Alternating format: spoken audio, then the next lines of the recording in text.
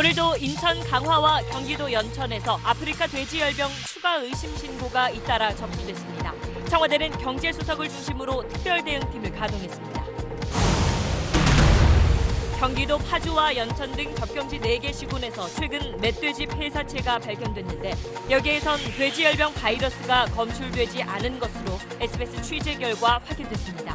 감염 경로 찾기가 쉽지 않아 보입니다. 검찰이 어제 조국 법무부 장관 아들을 소환 조사했습니다. 부인 정경심 교수는 딸과 아들이 검찰 조사를 받은 것과 관련해 가슴에 피눈물이 난다는 글을 SNS에 올렸습니다. 윤석열 검찰총장은 수사 시작 이후 처음으로 외부 일정에 참석했습니다. 장관 일가 수사에는 차질이 없나요? 언제쯤 마무리될 예정인가요? 수사는 절차에 따라 진행되고 있습니다. 문재인 대통령이 유엔 총회 기조연설을 통해 비무장지대를 유네스코 세계유산에 등재하고 국제평화지대로 지정하자고 제안했습니다.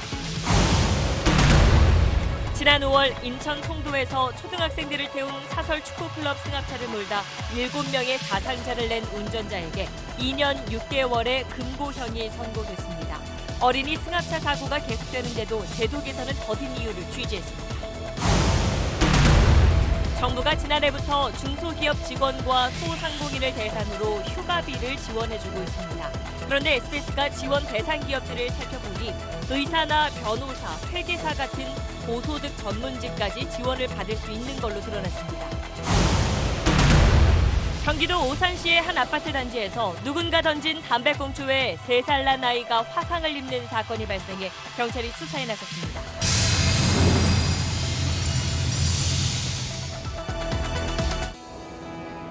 기름 없이 달리는 일상으로 내일을 바꾸는 현대수소 전기차. 네, 여러분, 아프리카 돼지 열병이 잦아들지 않고 있습니다. 어제까지 농가 5곳에서 확진 판정이 나온 데 이어 오늘 또다시 의심 신고 3건이 추가로 접수됐습니다. 조금 전 그 결과가 나왔는데 한 곳은 확진 판정, 또 한 곳은 음성으로 나왔고 나머지 한 곳은 아직 검사가 진행 중입니다. 병이 퍼지는 걸 초기에 막기 위한 이른바 골든타임을 놓친 것 아니냐는 지적이 나오고 있습니다. 오늘 첫 소식 박찬범 기자입니다. 경기 파주에서 첫 발병한 아프리카 돼지 열병은 연천, 김포, 인천, 강화 등 한강 이북 이남 가리지 않고 5곳에서 줄줄이 확진됐습니다. 오늘도 인천 강화군 2곳, 경기 연천군 1곳 양돈 논장에서 또 의심 신고가 접수됐습니다. 이 가운데 강화 1곳은 확진 판정이 나왔습니다. 지난 17일 첫 발병 때 방역당국은 잠복기 초기 일주일이 병 확산을 막는 최대 고비라며 총력 방어하겠다고 밝혔습니다. 그럼 앞으로 일주일이 매우 중요한 고비라고 생각합니다. 각 지자체에서는 가용한 모든 방역 역량을 총동원하셔서 하지만 일주일이 지난 지금 바이러스 확산세가 더 강해져 방역 골든타임은 놓친 걸로 보입니다. 최초 유입 경로가 파악되지 않는 상태에서 각각의 감염 농장들과 역학관계 있는 주변으로 확산되지 않을까 우려됩니다. 여러 가지 농장이 나오는데 거의 동시에 감염됐다고 봐야 됩니다. 한 농장에서 하루 이틀 사이에 쫙 퍼졌을 수도 있고 발생 초기 48시간 전국 돼지 이동 중지 명령을 성급하게 해제한 것이 확산을 불렀다는 지적도 있습니다. 살처분 대상 돼지는 5만 마리를 넘어섰습니다. 원인을 알아야지. 원인을 모르고 전 재산을 다 여기다 받고 빚을 잔뜩 졌는데 이거를. 만일 경기 남부가 뚫린다면 국내 최대 양돈 단지인 충청도까지 위협받을 수 있습니다. 방역 수위를 최고 수준으로 높여 바이러스 남하를 막도록 방역 역량을 집중해야 합니다. SBS 박찬범입니다. 돼지 열병이 계속 퍼지면서 국내 돼지고기 값이 들썩이고 있다고 어제 말씀드렸는데 문제는 우리나라뿐 아니라 다른 나라들도 돼지고기 가격이 오르고 있다는 점입니다. 당장 수입량을 늘리기도 쉽지 않다는 뜻입니다. 그 이유를 권혜리 기자가 전해드리겠습니다. 돼지 농가 이동 제한 조치가 전국으로 확대되면서 전국 도매시장 14곳 가운데 6곳은 오늘 문을 닫았습니다. 수도권의 국내 최대 도매시장에선 경매가가 첫 발병 직후인 지난 18일 가격의 턱밑까지 다시 치솟았습니다. 그동안 가격 인상을 자제했던 대형마트들도 상황이 바뀌었습니다. 비축분이 소진되어 주 후반부터는 인상된 도매가가 반영되어 판매가가 오를 가능성이 있습니다. 동네 정육점과 식당들은 수입고기 대체를 고민하고 있지만 여의치 않습니다. 이번 사태 직후 수입고기 가격이 급등한 겁니다. 엄청나게 고민이 많이 됩니다. 이게 지금 많이 올랐어요. 엄청 수입이 한 30% 정도. 열병 터지자마자 그 다음 날부터 바로 그렇게 올랐어요. 대안으로 찾는 게 이제 수입용 돼지고기잖아요. 유통업체 쪽에서도 그런 걸 다 알고 있는 상황이고 하기 때문에 어느 정도 가격은 조정이 당연히 있죠. 게다가 세계의 돼지의 절반을 보유했던 중국의 사육 마리수가 대륙을 휩쓴 아프리카 돼지 열병으로 1년 새 40% 가까이 급감하면서 국제 돼지고기 시세는 올 들어 이미 고공행진을 거듭해왔습니다. 우리나라 수입 돼지 물량의 46%, 중국 수입 물량의 63%가 집중된 유럽 시장의 가격은 지난해보다 23% 넘게 올랐습니다. 물량이 급한 중국은 미중 무역 전쟁 여파로 대폭 줄였던 미국산 돼지 수입을 확대할 것으로 보여 미국산 가격도 재상승할 기세여서 수입을 통한 돼지고기값 안정은 어려울 거란 우려가 나옵니다. SBS 권애리입니다. 이 병이 어디서 왔는지를 두고 혹시 멧돼지가 남한과 북한을 오가면서 옮긴 것 아니냐 이런 추측이 그동안 나왔습니다. 그런데 저희 취재팀이 확인한 결과 최근 접경 지역에서 발견된 멧돼지의 폐사체에선 돼지열병 바이러스가 검출되지 않았습니다. 그렇다고 해서 멧돼지는 아니라고 단정할 수는 아직 없는 상황입니다. 이 내용은 이용식 기자가 자세히 전하겠습니다. 경기 파주의 한 하천에서 어제 발견된 멧돼지 폐사체입니다. 지난 17일 아프리카 돼지 열병이 처음 확진된 지역에서 10km 안쪽에 있는 곳입니다.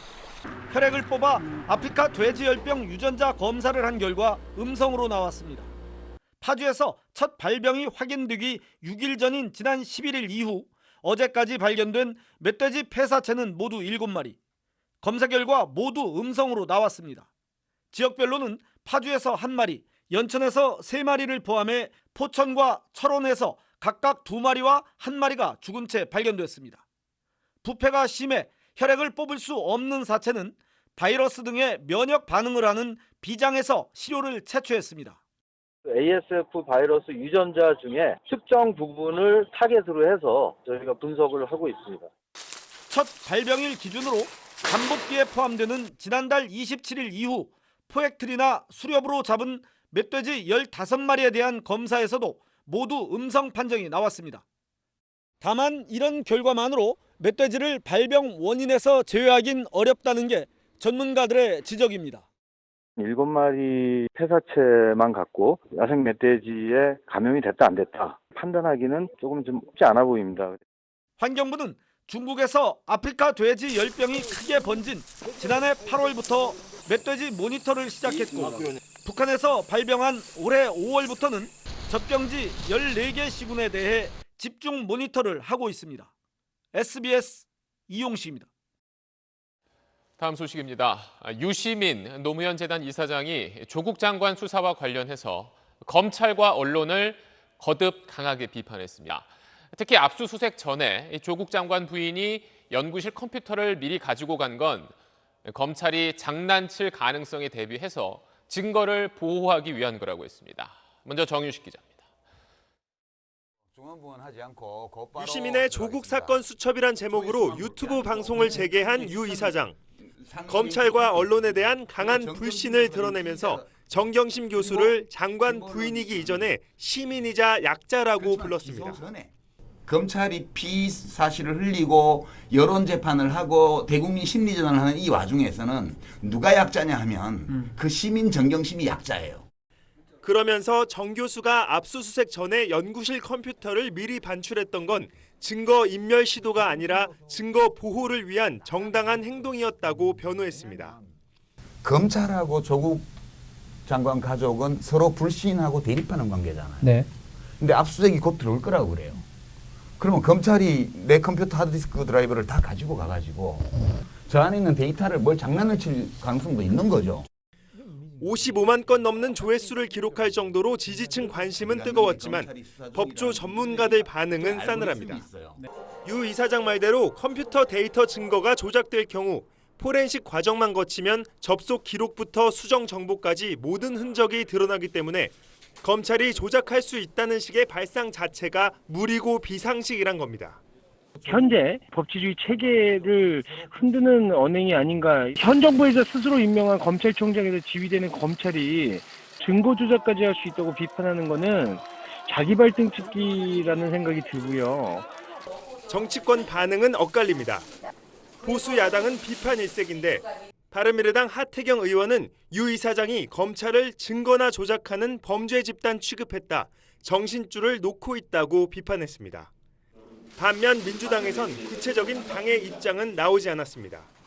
다만 검찰 수사가 과도하다는 여론이 높아지고 있다며 여론의 향배에 촉각을 곤두세우는 분위기입니다. SBS 정윤식입니다. 윤석열 검찰총장이 조국 장관 관련 수사가 시작된 뒤 처음으로 외부 일정에 참석했습니다. 이번 수사가 절차에 따라서 진행되고 있다고 말했습니다. 그와 비슷한 시간 조국 장관은 취임 이후 두 번째로 검사와의 대화 자리를 가졌습니다. 이어서 김덕현 기자입니다. 윤석열 검찰총장은 오늘 오전 인천 영종도에서 열린 마약류 국제회의에 참석해 개회사를 했습니다. 조국 법무부 장관을 둘러싼 의혹 수사가 시작된 뒤 첫 외부 일정입니다. 취재진들의 수사 관련 질문이 쏟아졌지만 윤 총장은 절차에 따라 진행되고 있다고만 짧게 대답했습니다. 장관 일가 수사에는 뭐 차질이 없나요? 언제쯤 마무리될 예정인가요? 수사는 절차에 따라 진행되고 있습니다. 비슷한 시각 조국 장관은 대전지검 천안지청을 방문해 두 번째 검사와의 대화에 나섰습니다. 천안지청은 지난해 과로로 순직한 이모 검사가 일했던 곳입니다. 조 장관은 형사부, 공판부 검사와 직원들로부터 애로사항 등을 들었다고 밝혔습니다. 진솔한 얘기를 들었습니다. 제가 주로 경청을 했고요. 법무부 차원에서 어떤 개선안을 만들 것인지 고민하겠습니다. 자신 관련된 수사에 대해선 특별한 얘기가 없었다고 말했습니다. 검사와의 대화가 이어지는 동안 천안지청 앞에선 조국 수호와 조국 퇴진을 외치는 찬반 시위가 동시에 벌어지기도 했습니다. 대검찰청은 조 장관과의 만찬 일정이 포함된 신임 검사장 교육에 대검 참모 7명 전원이 일정상 참석하지 못한다고 밝혔습니다. SBS 김덕현입니다. 조국 장관 자녀의 입시 비리 의혹도 들여다보고 있는 검찰은 조 장관의 딸에 이어서 아들도 비공개로 불러 조사했습니다. 자세한 내용은 검찰 취재기자 연결해서 알아보겠습니다. 자, 배준우 기자, 조 장관 아들은 어떤 내용을 조사받은 건가요? 네, 그렇습니다. 검찰이 어제 조국 장관의 아들을 비공개로 소환했습니다. 검찰은 조 장관의 아들을 상대로 위조했다는 의혹이 제기된 서울대 공익인권법센터 인턴 증명서와 동양대 총장 명의의 각종 상장 등을 어떻게 받게 됐는지 그런 경위들을 조사한 걸로 알려지고 있습니다. 결국 조 장관 딸에 이어서 아들까지 검찰 조사를 받게 되자 정경심 교수는 오늘 SNS를 통해 가슴에서 피눈물이 난다. 바로 어제가 딸의 생일이었는데 같이 밥도 못 먹었다면서 결국 덫에 걸린 신세 같다는 심경을 밝히기도 했습니다. 정경심 교수에 대한 조사가 임박했다 이런 이야기도 있었는데 계속 좀 늦춰지는 모양새예요. 검찰이 이렇게 수사가 좀 길어지는 이유가 있습니까? 네, 당초 이번 수사가 시작될 때만 해도 9월 안에 늦어도 10월 초쯤이면 수사가 끝날 거다 이런 전망이 많았습니다. 그런데 최근 검찰 내부에서 이것보다는 수사가 조금 더 길어질 수 있다 이런 얘기도 나오고 있습니다. 이게 특히 입시 비리 같은 경우는 몇 년 전의 자료를 일일이 확인해야 되다 보니까 조사에 시간이 걸리는 것으로 알려졌습니다. 이 때문에 정경심 교수의 소환도 예상보다 늦어지고 있는데 이게 확인해야 될 내용이 워낙 많다 보니까 한 번의 조사로 끝내기는 어려울 거라는 전망도 나오고 있습니다. 검찰 수사팀은 오늘 정 교수가 소환될 때 통상적인 절차에 따라서 이곳 서울중앙지검 1층 현관을 통해서 출입하게 될 것이라고 설명했습니다. 그러면서도 공개 소환은 소환 일시 등을 미리 알려주는 건데 또 그것과는 차이가 있다 이렇게 선을 그었습니다. 네, 이렇게 정경심 교수의 소환 방식도 결정이 된 만큼 곧 정경심 교수가 이곳 검찰청에 나와서 조사를 받게 될 것으로 보입니다. 지금까지 서울중앙지검에서 전해드렸습니다. 문재인 대통령이 유엔 총회 기조연설에서 비무장지대를 국제평화지대로 만들자고 제안했습니다. 남과 북 그리고 국제사회가 함께 지뢰를 없애고 또 국제기구도 유치하자는 건데 관건은 북한이 여기에 호응을 하느냐는 겁니다. 그 의미와 가능성을 뉴욕에서 정유미 기자가 전해왔습니다. 비무장지대를 국제평화지대로 만들자 문재인 대통령의 제안은 판문점과 개성을 잇는 지역을 평화협력지구로 지정하고 국제기구도 유치하자는 내용입니다. 38만 개로 추정되는 DMZ 지뢰 제거엔 유엔기구 동참도 제안했습니다. 명실공히 국제적인 평화지대가 될 수 있을 것입니다. 북한과 공동으로 유네스코 세계유산 등재를 추진할 것입니다. 우리는 평화를 얻고 북한은 체제 안전을 제도로 보장받을 수 있어서 양쪽 모두 이익이란 겁니다. 전문가들은 북한의 호응, 또 북미 실무 협상의 진전을 관건으로 꼽았습니다. 먼저 북한의 반응, 지뢰 제거만큼은 환영하겠지만 평화지대 구상 전체에 호응할지는 미지수입니다. 정부의 구상대로 한다면 북한이 그토록 꺼리는 개혁 개방의 관문이 될 수 있는 거거든요. DMZ 전체를 국제평화지대화하는 거에는 여전히 거부감이 있을 가능성이. 청와대는 북미 협상이 성과를 내면 국제평화지대 구상 등 남북관계에도 탄력이 붙을 걸로 기대하고 있습니다. 청와대에선 미국도 북한과의 관계 전환을 트랜스폼이란 단어로 적극적 의미를 담아 쓰고 있다는 평가가 나오고 또 김정은 위원장의 11월 방한 가능성에 대해서도 지켜보자는 식의 기대감을 남겨둔 반응이 이어지고 있습니다. 윤 대통령의 이번 방미가 얼마나 성공적이었는지는 조만간 시작될 북미 대화와 방위비 분담금 협상 등 다양한 한미 후속 대화를 통해 최종 확인될 걸로 보입니다. 뉴욕에서 SBS 정유미입니다. 넉 달 전 축구 클럽 통학 차량이 승합차와 부딪혀 8살 아이 2명이 숨진 일이 있었습니다. 오늘 법원이 사고 차량 운전자에게 금고 2년 6개월을 선고했습니다. 금고는 징역형처럼 교도소에 수감되지만 강제 노역은 하지 않는 겁니다. 바뀌지 않는 현실에 유족들은 또 눈물을 흘려야 했습니다. 전현남 기자입니다. 인천 송도의 한 사거리. 노란색 승합차가 빨간불에도 무서운 속도로 교차로를 지나다가 직진하던 카니발 차량과 충돌해 전신줄을 들이받습니다. 지난 5월 축구클럽 통학 차량이 낸 이 사고로 8살 태호와 유찬이가 숨졌습니다. 인천지법은 오늘 코치이자 운전자였던 김모 씨에게 금고 2년 6개월을 선고했습니다. 재판부는 신호위반과 과속이라는 중대한 과실이 있다면서도 전과가 없는 데다 잘못을 깊이 반성하는 점 등을 고려했다고 양형 이유를 밝혔습니다. 선고 결과에 유족들은 오열했습니다. 7년 동안 그렇게 이쁜 애가 없었는데 그 애를 다시 못 보는 그 고통을 어떻게 이거를 반성이라고 인정을 해서. 유족들을 더 힘들게 하는 건 사고 후 넉 달이 지나도록 관련 법규 개선이 전혀 이뤄지지 않는 점입니다. 축구클럽 통학 차량은 여전히 어린이 통학 차량으로 인정되지 않아 안전 의무 대상에서 빠져 있습니다. 밖에 나가서 보면 노란 차밖에 안 보여요. 저 차는 과연 진짜 어린이 통학버스 차량인가? 전혀 지금 바뀐 게 없잖아요. 지금 지난 6월 국회에선 과속 방지를 위해 통학 차량엔 운행 기록 장치를 달게 하는 태호 유찬이법이 발의됐고 지난 7월 청와대에서도 관련 법규 정비를 약속했는데도 감감무소식입니다. 아이들 보호해달라고 하는 건데 이게 이렇게 안 되나 싶은 거 보면 진짜 답답한 거예요. 하루빨리 법이 만들어졌으면 하는 그런 바람입니다. 갈 길이 아직도 멀거든요. SBS 전연남입니다. 네, 방금 리포트에서 이 축구클럽 통학 차량이 어린이 통학 차량으로 인정되지 않아서 안전 규정을 지켜야 하는 의무 대상에서 빠져 있다고 말씀드렸습니다. 그렇다면 안전 의무 대상인 통학 차량들은 과연 제대로 관리가 되고 있을지 김영래 기자가 그 현장을 취재했습니다. 서울 양천구의 학원가. 학원 통학 차량 가운데 상당수가 단종 차량입니다. 20년 가까이 된 낡은 차량들도 쉽게 발견할 수 있습니다. 차 지금 얼마나 된 거예요? 이게 2001년 됐어요. 2001년이요? 뭐 안전벨트 다 있겠다.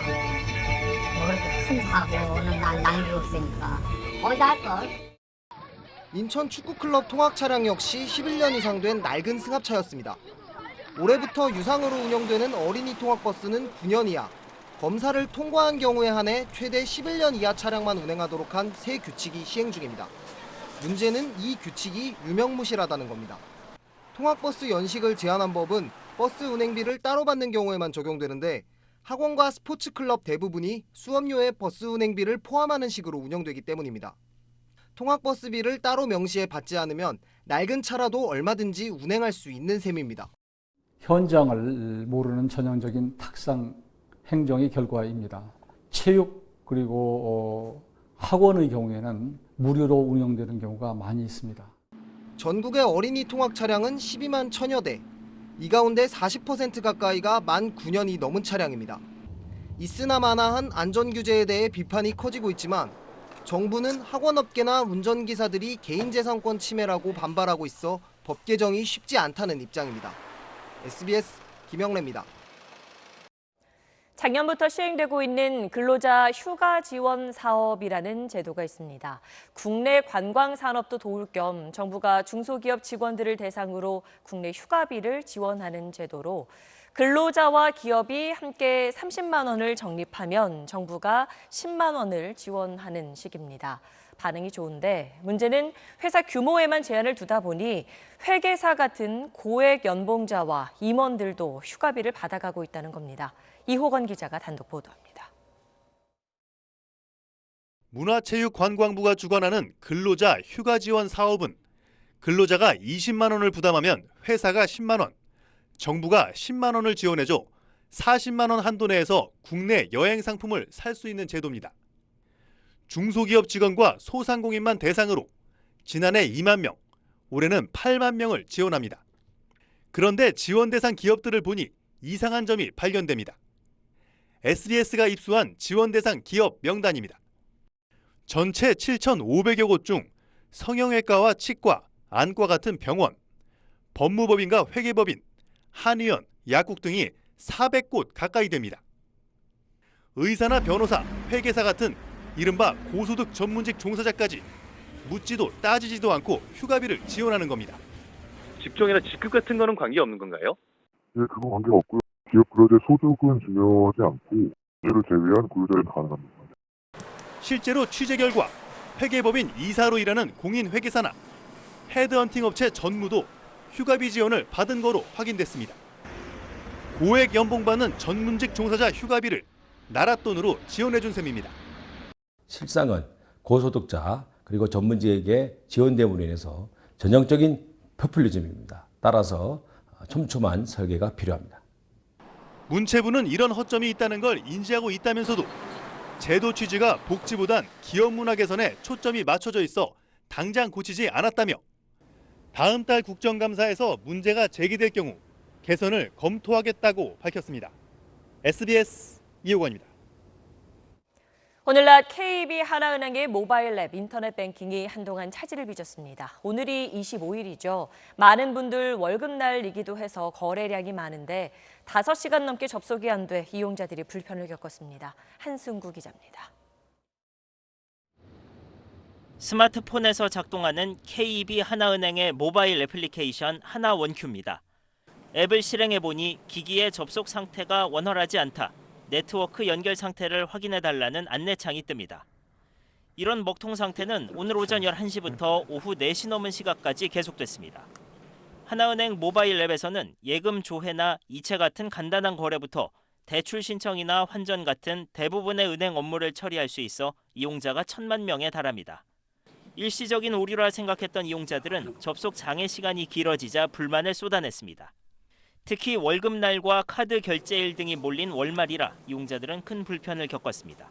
이맘때쯤에 좀 카드 대금 같은 것들이 빠져나가는 날이라서요. 공과금 같은 게 빠져나갔는지 카드 대금 같은 거를 확인하는데 아예 접속이 안 돼서 좀 불편함이 있었습니다. 하나은행 측은 평소 대비 특정 시간에 접속이 집중돼 접속 장애와 거래 지연 현상이 발생했다면서 해킹 등과는 무관하다고 밝혔습니다. 일시적인 과부하 상태에서 이용자들의 접속 시도가 누적돼 생긴 일이며 지금은 모두 복구됐다고 해명했습니다.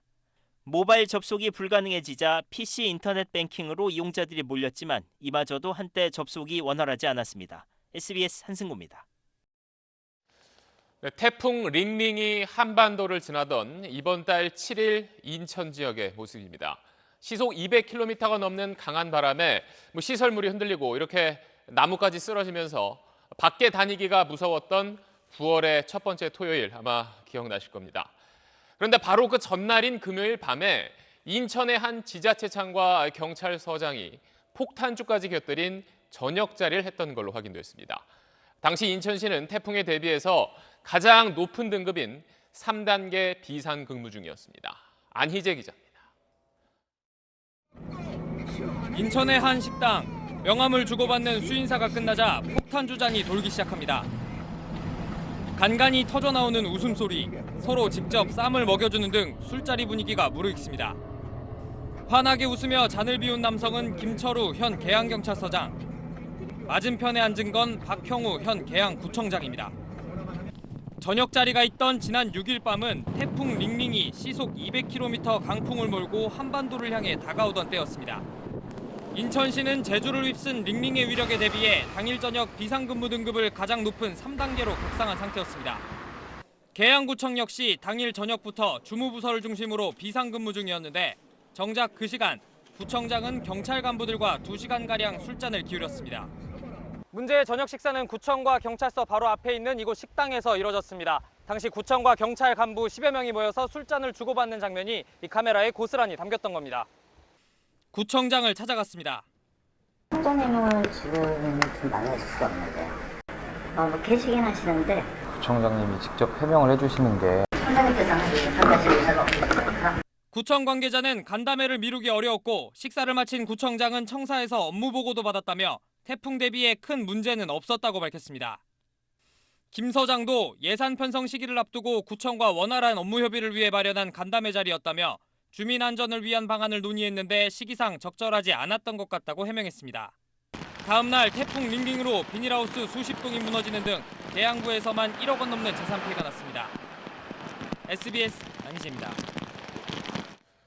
어린이집에 가던 3살 배기가 담배꽁초에 맞아서 어깨에 화상을 입었습니다. 그 아파트 위층에서 누군가 담배꽁초를 던진 겁니다. 아이 엄마가 대체 누가 그런 거냐며 크게 소리쳤지만 담배 핀 사람은 끝내 나타나지 않았습니다. 유수환 기자입니다. 아이의 왼쪽 어깨에 붉은 상처가 나 있고 주변에 검은 잿자국이 남아 있습니다. 어제 오전 경기 오산에 사는 3살 김모 군이 담배꽁초에 맞아 피부 안쪽 진피까지 손상되는 2도 화상을 입었습니다. 당시 김 군은 어머니와 함께 어린이집에 등원 중이었는데 아파트 위 어딘가에서 담배꽁초와 재가 날아든 겁니다. 네, 기관차 끌고 가면서 옆에서 뭐가 하얀 게 뚝 떨어지고 우리 애기가 여기 막 잡고 막 소리 지르길래 왜 그래 하고 봤더니 화상이 잡혀져 있는 상태였고 담배재가 이렇게 떨어져 있었어요. 김 군의 부모는 곧바로 아파트 위로 올려다봤지만 담배꽁초를 던진 사람의 얼굴은 확인하지 못했습니다. 진짜 미친 듯이 소리 질렀거든요. 담배 핀 사람 나오라고 누구냐고. 근데도 안 나오시더라고요. 아파트 외벽에 이렇게 금연 표시가 붙어 있습니다. 그만큼 담배꽁초가 자주 떨어진다는 건데 이번엔 3살 아이가 이를 피하지 못하고 크게 다쳤습니다. 여러 사람이 이렇게 버린다기보다 주로 흔들면 되죠. 그리고 그 담배꽁초는 한 종류예요. 경찰은 아파트 CCTV에 당시 장면이 찍혀 있지 않아 피의자를 특정하지 못했습니다. 이에 따라 아파트 주민을 상대로 탐문 조사를 벌이는 동시에 국립과학수사연구원에 담배꽁초의 DNA 감정을 의뢰할 계획입니다. SBS 유수환입니다. 오늘 낮 제주도 북서쪽 바다에서 조업 중이던 한 어선에 불이 났습니다. 해경과 그 근처에 있던 다른 배들의 발빠른 대처로 선원들의 목숨을 구했습니다. 이 내용은 JIBS 구혜희 기자가 전하겠습니다. 바다 한가운데 떠있던 어선에서 검은 연기가 매섭게 치솟습니다. 어선은 연기와 붉은 화염에 휩싸여 형체를 알아볼 수도 없습니다.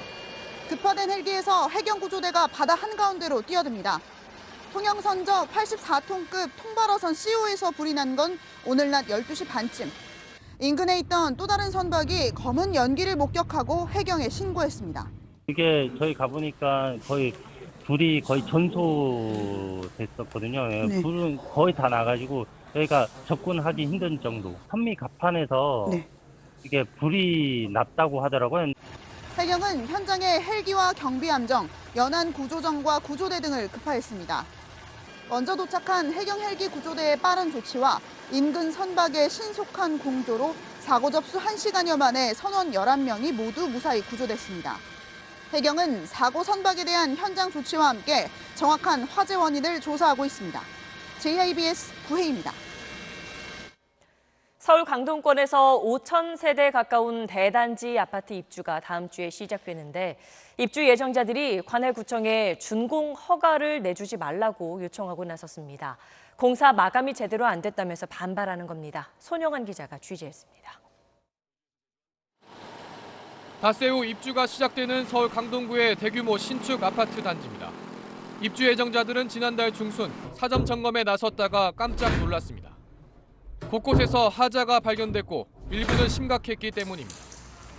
필로티 형태의 아파트 1층 구조물 천정에선 물이 새고 있고 단지 내 배수시설이 제대로 작동하지 않아 물바다가 된 구역도 있었습니다. 지하 주차장 통로는 턱이 높아 차량이 진입할 때 차체가 바닥에 닿을 수 있고 내부 벽면도 반듯하게 마감되지 않은 곳이 여러 곳 있었습니다. 지하 주차장에 누수가 발생하는 현상이 있었고요. 그리고 외벽에서도 누수의 흔적으로 보이는 녹물 같은 게 이렇게 흐르는 것도 육안으로 충분히 확인을 할 수 있는 상황. 마감이 제대로 안 되면서 타일이 들떠 있는가 하면 방 안에 곰팡이까지 핀 곳도 적지 않았습니다. 입주 예정자들은 정상적인 입주가 힘들다고 보고 관할구청에 준공 승인을 내주지 말라고 요청했습니다. 살면서 고쳐준다는 말을 못 믿는 건 아니에요. 다만 그 고쳐주겠다는 거를 준공 승인 이전에, 사용 승인 이전에 공식적으로 약정을 해달라는 말. 준공 승인이 안 나면 약 5,000세대 입주가 지연되는 등 이사 대란이 벌어질 수 있는데 주민들은 이를 막기 위해 우선 임시 사용 승인을 내달라고 요구했습니다. 시공사 측은 주민들이 제시한 하자 등 문제점에 대해선 보수 작업을 진행하고 있으며 부실 시공은 아니라고 주장했습니다. 국토부는 아파트 하자 분쟁이 갈수록 늘자 예비 입주자가 지적한 하자를 시공사가 시정하지 않으면 과태료를 물리는 방안을 추진하기로 했습니다. SBS 손형아입니다. 한때 웅담 채취용으로 길러졌던 이른바 사육곰들이 국내에 500마리 정도 남아 있습니다. 과거 정부가 사업을 장려했던 적도 있지만 이제는 곰들을 이러지도 저러지도 못하고 방치하는 곳이 많은데요. 철창 안의 사육곰들은 이상 행동도 보이고 있습니다. 정경윤 기자가 취재했습니다. 강원도 원주 한 마을에 있는 사육곰 농장입니다. 국제적 멸종 위기종이지만 국내에선 웅담 채취용으로 길러지고 있습니다. 이 농장에는 한때 30마리 가까이 곰이 늘었다가 지금은 21마리로 줄었습니다. 찾는 사람이 없는 사양 산업이 됐기 때문입니다. 사육곰 사업에 대한 정부 정책은 계속 바뀌어왔습니다. 1980년대에는 농가 소득을 늘리겠다면서 이 사업을 장려해왔는데 2000년대부터는 이 기조가 바뀌었습니다. 2013년도부터는 중성화 수술을 시키면서 더 이상 곰을 늘리지 않기로 결정을 했는데요. 다시 말해 사육곰들은 이 상태로 도살되거나 자연사하는 것 말고는 선택의 여지가 없습니다. 한때 국내에 1,400마리가 넘었던 사육곰은 올해 31개 농장에 479마리로 줄었습니다. 동물보호단체 조사 결과 곰 사육의 경제성이 떨어지면서 음식물 찌꺼기를 먹이는 곳은 26%, 물을 항상 주는 곳은 31%에 불과했습니다. 아무 이유 없이 이상 행동을 되풀이하는 이른바 정형 행동을 하는 곰이 관찰된 곳도 전체 83%나 됐습니다. 그렇게 방치가 되고 있고 특히 이제 제일 영향을 받는 거는 먹을 것들이 질이 낮아지고 있죠. 음식물 찌꺼기 위주로 큰 농장들은 그렇게 급여를 하고 있더라고요. 농장주들은 곰을 사겠다는 곳도 없고 그렇다고 곰 사육 폐업 지원도 이뤄지지 않아 답답한 상황이라고 말합니다. 조기 종식을 위해서 사업을 펼쳐오던 거에 대해 우리가 순응하고 따라주다 보니까 이 모양이 된 거지. 곰들도 정말 무슨 죄가 있어요, 동물들도. 환경부가 곰 보호 시설을 짓기 위해 예산 3억여 원을 신청했지만 최근 이마저 삭감됐습니다. 사회적 합의가 이루어지지 않았다는 겁니다. 사육곰을 구조할 시설로 이주시키자는 시민운동에 대해서 동의를 하는지를 물어봤는데 이제 거의 대부분의 시민분들이 찬성을 한다 85.6%였습니다. 동물보호단체는 남은 사육곰들을 이대로 방치하지 않으려면 보호시설 건립이 시급하다며 정부의 책임 있는 자세를 요구했습니다. SBS 정경인입니다. 대규모 원금 손실 논란을 빚고 있는 해외 금리 연계 파생 결합 펀드 DLF가 속속 만기를 맞고 있는데요. 이번에 원금을 모두 날린 경우까지 나왔습니다. 1억 원을 맡긴 투자자가 돌려받을 게 190만 원뿐이라는데 피해를 배상하라는 소송도 시작됐습니다. 박민아 기자입니다. 원금 전액 손실이 확정된 상품은 우리은행이 판매한 독일 국채금리 연계 DLF입니다. 독일 국채 10년물 금리가 마이너스 0.3% 아래로 내려가면 손실이 발생하기 시작하고 마이너스 0.6% 미치면 원금을 모두 잃게 되는 구조입니다. 펀드 수익률을 확정하는 기준일인 24일 독일 국채 10년물 금리가 마이너스 0.619%를 기록해 원금 전액 손실이 확정됐습니다. 이 펀드에 가입한 사람은 48명, 총 투자액은 83억 원입니다. 이들은 최소한의 약정금리와 관리비용 정산 등을 통해 투자액의 1.9%만 돌려받습니다. 1억 원을 투자했다면 190만 원만 남는 겁니다. 이에 앞서 지난 19일과 24일 만기가 된 우리은행 DLF들은 60%대의 손실을 봤습니다. 하나은행이 판매한 해외 채권금리 연계 DLF 중 처음 만기가 된 상품도 46.1%의 손실이 확정됐습니다. 이런 가운데 하나은행과 우리은행 DLF 투자 4건에 대해 은행이 원금과 이자를 배상하도록 요구하는 소송이 제기됐습니다. 또 은행은 이 상품이 최고 위험 상품임을 은폐하고 투자자들의 투자 성향도 공격형 투자자로 둔갑시키는 점에서 이 건은 단순한 불안전 판매를 넘어서 사기 판매를 할 것이고 연내 만기가 돌아오는 우리은행과 하나은행의 DLF 규모는 약 1,700억 원으로 파악됩니다. SBS 박민호입니다. 최근 몇 년 사이 온라인상에 생겨난 스포츠 베팅 사이트들이 큰 인기를 끌고 있습니다. 합법 운영하고 있다고 강조하는데 조금만 들여다보면 불법 스포츠 도박과 똑같이 손쉽게 현금이 오가고 정부 기관은 이걸 알면서도 손을 놓고 있었습니다. 김정우 기자가 단독 보도합니다. 최근 폭발적인 인기를 누리고 있는 스포츠 베팅 사이트입니다. 문체부 산하 게임물관리위원회의 승인을 받은 합법 서비스라고 강조합니다. 야구장에도 광고가 걸렸고 유명 스포츠인들이 광고도 했습니다. 그런데 베팅할 수 있는 항목을 보면 심각한 사회 문제가 됐던 사설 불법 도박 사이트와 유사합니다. 스포츠 경기 승무패 맞히기뿐만 아니라 일부 사이트에선 사다리나 홀짝 게임도 운영합니다. 게임물관리위원회는 현금이 아니라 사이트 안에서 구매하는 게임머니로 베팅하는 건 합법이라는 법원의 결정 때문에 허가를 해줬다는 입장입니다. 스포츠 베팅을 하는 걸 무사하긴 했지만 모사라는 게 행위만 흉내를 냈을 뿐이지 이게 실제 돈도 아니고. 그런데 문제는 대다수 베팅 사이트의 게임머니가 손쉽게 현금으로 바뀔 수 있다는 겁니다. 게임머니를 현금으로 바꿔주는 환전상들이 곳곳에 활개를 치고 있습니다. 실제로 한 베팅 사이트에 가입해보니 곧바로 환전을 알선한다는 내용의 쪽지가 왔고 SNS를 통해 손쉽게 게임머니를 현금으로 바꿀 수 있었습니다. 사실상 불법 사설 스포츠 베팅 업체와 똑같이 운영되고 있었던 겁니다. 게임인은 이 같은 사실을 알면서도 불법 환전을 사실상 방치해왔습니다. 상시적으로 연락이 되고 그러진 않아요. 소지로 우편을 보내거나 이렇게. 합법 서비스임을 강조했던 업체들은 입장을 묻는 SBS 질의에 답을 하지 않았습니다. SBS 김정우입니다. 어제 아침 화재로 50명 넘는 사상자를 낸 경기도 김포의 요양병원이 반년 사이 각종 소방점검에서 20건 넘는 지적사항을 받았던 걸로 확인됐습니다. 화재 원인을 조사하고 있는 경찰은 병원 측의 안전관리 실태도 함께 조사할 계획입니다. 고정현 기자입니다. 불이 난 요양병원은 지난해 11월 소방과 전기, 가스기관의 합동 화재안전특별조사에서 19건의 지적을 받았습니다. 대피 유도 등이 부족하고 방화문이 제대로 닫히지 않는 등 문제점이 발견됐습니다. 또 올해 5월 위탁업체가 시행한 자체 안전점검에선 화재 감지기가 구획별로 제대로 설치되지 않았고 비상방송 설비 성능도 관련법이 규정한 수준에 비해 떨어지는 걸로 조사됐습니다. 병원 측은 지적사항이 생길 때마다 즉시 고쳤다고 밝혔는데 화재 피해를 막는 데는 역부족이었습니다. 스프링클러는 작동하지 않았고 새로 설치한 대피 유도등도 연기가 가득 찬 화재 현장에선 잘 눈에 띄지 않았습니다. 또 불이 난 보일러실에는 방화문이 설치돼 있지 않아 연기가 급속도로 퍼지는 걸 막지 못했습니다. 경찰은 화재 원인을 먼저 밝힌 뒤 병원 측이 소방법 등을 제대로 지켰는지 조사한다는 계획입니다. 일단 불은 건물 안전 점검을 위해 전기를 끊기에 앞서 산소통을 수동으로 조작하다 발생한 걸로 추정됩니다. 다만 자동 산소 공급기 문제인지 수동 조작 과정의 문제인지 진술이 엇갈리고 있습니다. 저희 기계 전원을 내리고 나서 두 번째 통을 트는데 펑 했다고 하거든요. 그러니까 우리 기계는 전원이 안 들어온 상태였다는 거죠. 산소통 터질 일도 없지만 터졌으면 우리 다 죽었죠. 정전기가 발생을 했나 그건 저도 모르겠어요.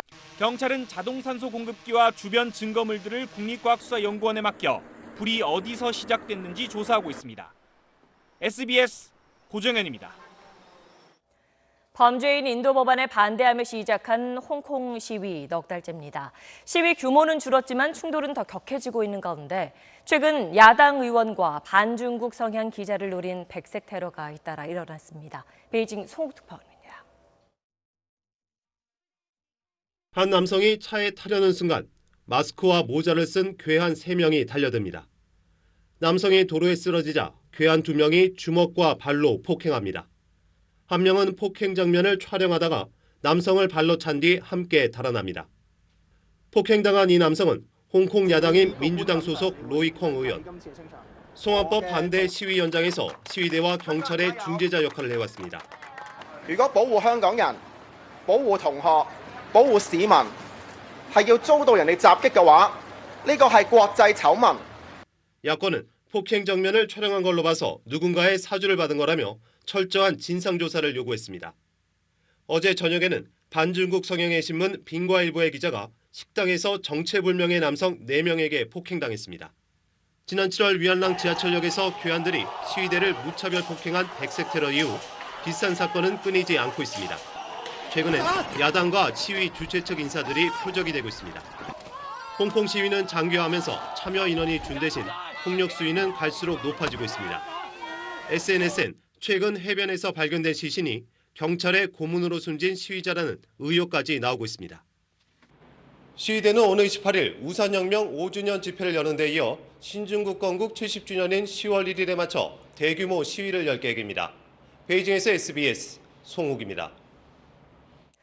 당뇨병 환자들은 하루에도 몇 번씩 인슐린 주사를 맞아야 했지요. 특히 학교 다니는 어린 환자의 경우 더욱 불편함이 컸고 또 심리적으로도 위축되는 경우가 많았는데 정부가 내년부터 혈당 관리를 좀 편하게 할 수 있는 고가의 장비에 대해 보험을 적용해 주기로 했습니다. 조동찬 의학 전문 기자입니다.